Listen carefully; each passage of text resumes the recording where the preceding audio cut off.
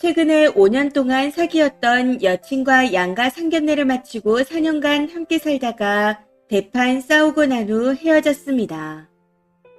저희 커플은 만나는 5년 동안 헤어졌다 붙었다를 반복했습니다. 주된 이유는 여친의 변덕 때문이었고요. 미래가 안 보인다, 자기 관리가 부족하다 등의 이유로 헤어지자 했고, 그 뒤 매번 여친이 먼저 만나자 해서 다시 만났습니다. 그때마다 여친은 변덕에 대해 미안해했고, 마지막으로 다시 만난 후 반년 동안은 여행도 다니며 큰 문제 없이 잘 지냈습니다. 여기서 저와 여친에 대해 간략하게 말씀드리자면, 저는 이제 곧 30대가 되는 남자입니다. 집안 사정으로 인해 고졸이고 현재는 안정된 직장 없이 편의점 알바를 하며 살고 있습니다. 사실 최근까지 사업을 했었는데 너무 힘들어서 그만두게 되었네요. 서비스업이었는데 주 7일 일하는 데다 인건비 문제로 알바생도 못 구하는 상황이라 많이 지치더라고요. 여친과는 사업을 하고 있을 때 만났었고 사업을 간둔 후 약 500만 원 정도의 저축으로 생활하며 6개월간 일을 하지 않았습니다. 제가 희귀성 질환이 있는데 치료도 할 겸 요양한다 생각하기로 하고 쉬었었죠. 그렇게 얼마 정도 쉬고 나니 살 것 같더라고요. 쉬는 동안 여친과 데이트도 하면서 종종 제가 돈을 더 내기도 했습니다. 여친은 저축을 다 써버리기 전에 다시 일을 구하는 게 어떻겠냐 했었지만 솔직한 마음으로 더 쉬고 싶어 그냥 저축이 떨어질 때까지 놀았습니다. 그리고 여친은 20대 후반의 전문대 출신이지만 생활면에서는 저보다 더 야무진 면이 많아 존경하고 있습니다. 약 2천 정도 모은 상태이고 대출이 있긴 하지만 자가 오피스텔을 가지고 있습니다.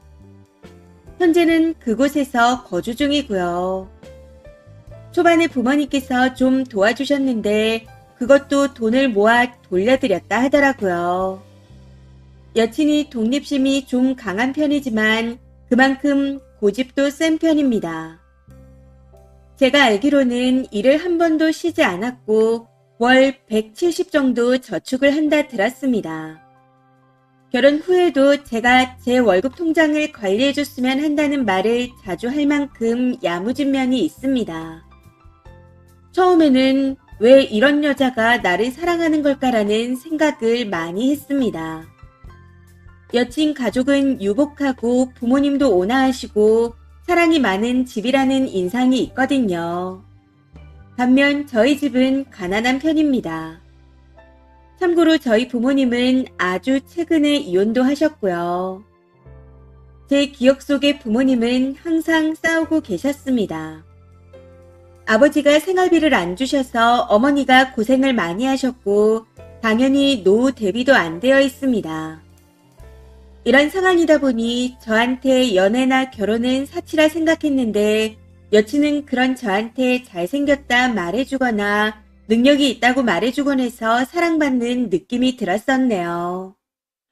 물론 헤어지자는 변덕으로 인해 많이 힘들었지만 이 여자와 헤어지고 싶지 않았고 가능하면 평생을 함께하고 싶었습니다.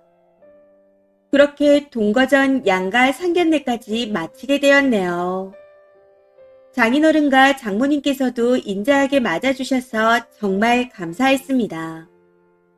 여친도 제가 싹싹하게 잘해줘서 고맙다 말했고요. 제가 어른들 대하는 처세가 좀 좋거든요. 그래서 많이 예뻐해 주셨던 거라 생각합니다. 물론 저희 부모님도 여친을 많이 예뻐하셨습니다. 상견례를 마치고 양가의 허락하에 여친 오피스텔에서 4개월가량을 동거했는데 제가 백수였으니 관리비, 식비 등 생활비 전반에 드는 돈은 여친이 냈습니다. 그리고 저는 집에서 가사를 하며 웹소설을 준비했네요. 글로 돈을 벌고 싶어서요. 그런데 이것도 10화, 20화 정도 올려도 반응이 그닥 없어 작품 3개 정도를 하다가 그만뒀습니다. 당시 여친이 글을 쓰더라도 알바를 구하고 나서 쓰는 게 어떻겠냐 해서 틈틈이 일자리를 알아봤지만 구해지지 않더군요. 일자리가 별로 없기도 했고 제가 좀 비만이라 그런 건지도 모르겠네요. 거기다 여친이 몸으로 힘쓰는 일은 되도록 하지 말라고 당부해서 그런 건 제외하고 구하다 보니 일자리가 더 없더라고요. 소위 말하는 노가다라도 해볼까 싶어 인력사무소도 들락거렸지만 결국 일이 매칭되지 않았습니다. 그러던 중 큰 싸움은 백수기간 마지막에 여친과 다투면서 일어났습니다. 어느 순간부터 점점 저에게 냉랭해지기에 왜 그러냐 물었더니 비수 같은 말들을 꽂더라고요. 네가 원망스러워. 그 흔한 알바도 못 구해. 그러게 왜 대학을 안 가서 이렇게 살아. 이럴 거면 10대만이라도 각자 처리하자. 어머니가 주신 카드 있지 않아? 이런 말들을 늘어놓는데 정말 많은 상처를 받았네요. 저도 나름대로 노력을 하고 있는데 저런 식으로 말하니 여친이 원망스럽더라고요. 아무튼 그렇게 대판 싸우고 난 후 여친은 저에게 줬던 생활비 카드를 가져갔고 돈이 없었던 저는 어머니 카드를 쓸 수밖에 없었습니다. 그것도 쓰기 미안해서 편의점에서 삼각김밥과 컵라면 등을 사 먹었네요. 그런데 어머니가 그 내역을 보시고는 문자로 밥을 사 먹은 거냐 물어보시더라고요. 저는 굳이 말할 일이 아니라 생각해서 대답을 회피했지만 끈질기게 물어오셔서 결국 찾아뵙고 내용을 소상히 말씀드렸습니다. 그동안 여친은 아는 언니를 만나러 갔었죠. 아무튼 제 이야기를 들은 어머니는 화가 많이 나셨고 여친 흉을 보기 시작했습니다. 걔가 어른들을 만나면 인사도 제대로 안 해서 마음에 안 들었어. 너 언제까지 걔한테 끌려다닐 거야? 그냥 짐 싸서 집으로 들어와. 버럭 화를 내며 말씀하시기에 여친과 헤어질 생각은 없다고 못 박았고 다시 동거하는 집으로 돌아왔습니다.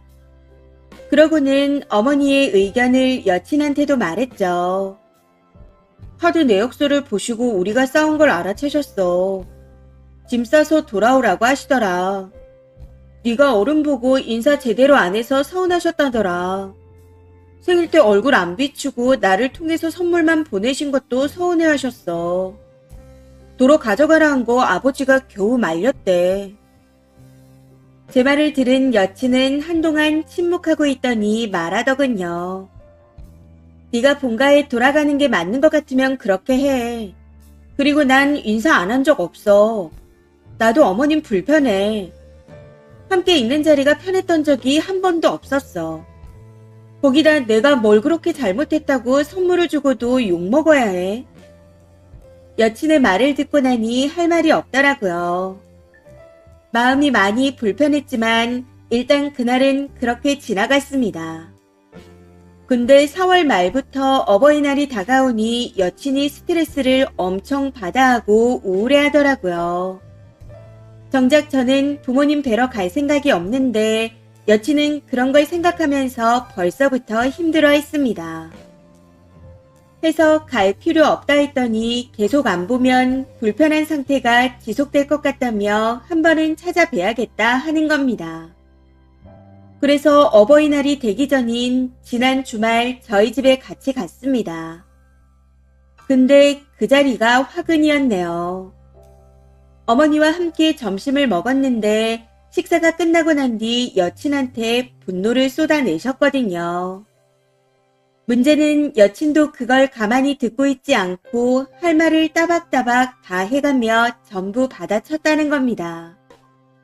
그 모습에 어머니가 더 화가 나셨고요. 다 기억은 안 나지만 저는 어머니가 무섭고 불편해요. 같이 있는 자리에서 저와 관련된 대화를 한 번도 한 적이 없지 않나요? 아들들 눈만 맞추고 대화하셔서 소외감도 많이 들었어요. 하고 말했던 것 같네요. 이에 어머니는 어색해서 그랬어. 너네 눈치 보느라 내가 얼마나 말을 많이 한지 알아? 라고 답하시며 서로 서운했던 것들을 막 쏟아냈던 것 같습니다. 그러다 어머니가 너네 올해까지 결론 내. 결혼할 거라면 하고 안 할 거면 그냥 짐 싸서 집으로 들어와. 하고 결정적인 말씀을 하시더라고요. 참고로 저희는 결혼식을 생략하기로 했었습니다. 허례허식이라 생각해서요. 아무튼 이후에도 어머니는 너 얘가 알바 안 구해주는 걸로 뭐라고 하는 거 고쳐질 것 같아. 나중에는 정규직 왜 안 되냐고 뭐라고 할래야. 하고 말씀하셨고 이 말에 여친은 솔직히 뭐라고 안 할 자신이 없다 했습니다. 여기서도 어머니는 내가 원하는 답은 그게 아니야. 너 사회성이 좀 떨어지는 것 같다. 라고 하며 많이 답답해 하셨습니다. 좀 어이가 없었던 건 여친이 정말 뜬금없이 동거는 결혼 전 서로 테스트를 하는 기간이라 생각한다고 말했다는 겁니다. 그 말에 저도 어이가 없었는데 저희 어머니는 오죽했을까요? 그럼 결혼 안 할 거니? 그럴 거면 상견례는 뭐하러 했어? 이렇게 말하며 여전히 화를 내고 있는 어머니에게 여친은 상견례는 결혼 허락이 아니라 동거 허락을 구하려고 한 거라 말했습니다. 너만 그렇게 생각하는 거야. 그 자리는 결혼을 허락하는 자리였어. 너네 엄마 아빠한테 전화해볼래? 결국 엄마가 이런 말씀까지 하게 되었고 여친은 입을 다물었습니다. 이런 식으로 대략 3시간을 서로 얘기하다 먼저 폭발한 어머니가 너네 이럴 거면 가. 그리고 난 얘 싫다. 너 생각 잘해라. 평생 얘 말만 듣고 살 거야.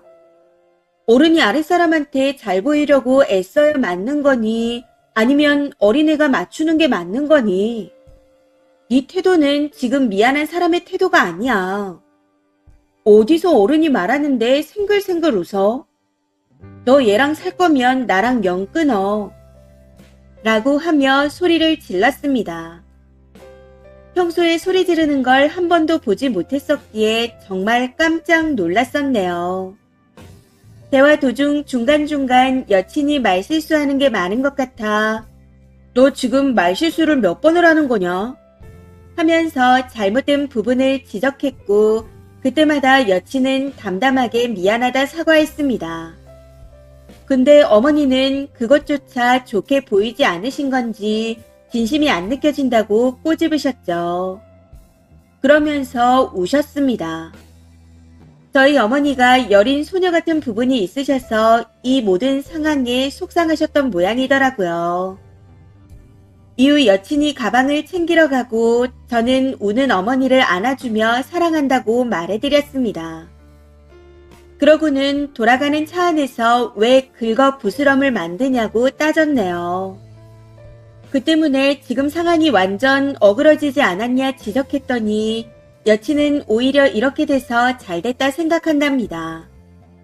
언젠가는 서로 본심을 말할 때가 오기 마련인데 그게 오늘이어서 다행이래요. 순간 어이가 없어. 네 마음만 편하면 다야. 하고 따졌더니 제 마음도 이해하지만 상황이 이렇게 된 걸 어쩌겠냐 하더라고요. 이후 둘 다 말없이 집으로 돌아왔고 너무 피곤해서 잠깐 잠들었는데 그 사이에 여친이 가방을 챙겨서 밖으로 나가더군요. 이때가 밤 10시였는데 아무 말 없이 나가니 불안해져 뒤따라갔더니 이미 차가 없어져 있었습니다. 바로 톡으로 밤중에 어디 가냐 물었지만 아무런 답장이 없었고 결국 불안함에 잠도 제대로 자지 못했습니다. 밤을 꼴딱 새우다시피 하고 다음날 오전 9시쯤 전화가 오더라고요. 밤중에 생각이 많아지고 답답해서 드라이브하다가 부모님 집에 있는 강아지를 보러 잠깐 들렸답니다. 새벽이라 부모님이 주무시고 있어 인사드리고 출발한다며 도착하면 이야기 좀 하자 하더군요. 그렇게 여친이 올 때까지 불안한 마음으로 기다렸는데 집으로 돌아온 여친의 말은 정말 충격적이었습니다. 생각 많이 해봤는데 어머님 말씀대로 우리는 헤어지는 게 맞는 것 같아. 서로 좋은 감정일 때 헤어지자. 아주 차분하게 또박또박 말하는데 머릿속이 멍해지더군요. 이유만이라도 알려달라고 붙잡았지만 매몰차게 거절하고는 짐을 하나하나 챙겨서 조금씩 옮기기 시작했습니다. 작은 몸으로 짐을 옮겨가며 제 말은 다 무시하더라고요. 제발 무시하지 말아달라고 울부짖었지만 여친은 냉정하게 떠나버렸습니다. 그 뒤로 저도 제 짐을 전부 빼버렸고 현재 일주일 정도가 지났는데 여친에게서는 아무런 연락이 없는 상태입니다. 여친 부모님께도 연락드렸지만 어머님은 안 받으시고 아버님은 잘 지내라는 말뿐이더군요. 이게 5년 연애의 끝이라 생각하니 너무 허무하고 어이가 없습니다. 나를 정말 사랑했다면 조금은 어머니한테 맞춰주지 왜 이를 이렇게 키웠나 하는 마음이 있는 것도 사실입니다. 어른들은 잘 안 바뀌니까요. 조금 더 어린 사람 사고가 유연하니 며느리 될 사람이 맞추는 게 맞지 않나 싶거든요. 이미 끝난 사이이긴 하지만 저 상황에서 어떻게 해야 했던 건지 모르겠습니다. 그냥 연이 아니었던 걸까요? 저는 여친의 변덕이 심해서 이번에도 그럴 것 같아 기다리는 중입니다. 어떻게 하면 서로의 오해를 풀 수 있을지 조언 부탁드립니다. 댓글입니다. 첫 번째, 남자가 제정신이 아니네요. 이 핑계 저 핑계를 대는데 결론은 나는 열심히 하고 싶었지만 여건이 받쳐주질 않았다. 이거잖아요. 그냥 전부 남 탓이네요. 거기에 마마보이 기질까지. 다 말해서 싸움은 지가 붙여놓고 나 몰라라 하면서 여친이 잘못했네 이지랄. 여자는 어디 내놔도 똑부러지고 앞가림할 여자로 보이지만 남자는 구제불능 재활용도 안 되는 사람입니다. 그냥 좋은 사람 만나게 해주는 게 좋다고 봅니다. 두 번째, 진짜 이기적이네요. 본인을 사랑한다는 이유 하나로 너희 엄마 얘기라면 내내거리고 효도하는 종년이 돼야 한다는 건가요? 그럼 너랑 너희 집안은 여친 부모님한테 뭘 했는데요?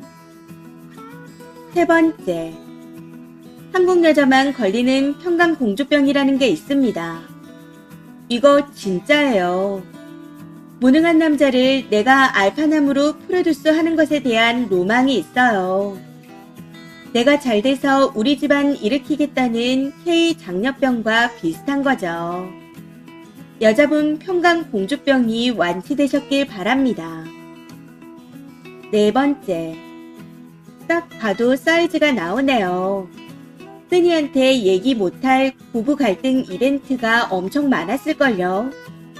무슨 결혼도 안 했는데 벌써부터 저러나요. 쓰니가 제정신이 박혔으면 그냥 혼자 살아요. 엄한 사람 인생 망치지 말고. 어른이 어른다워야 네가 말한 그 예의를 받을 자격이 있는 겁니다. 이번 사연은 여기까지입니다. 시청해주셔서 감사합니다.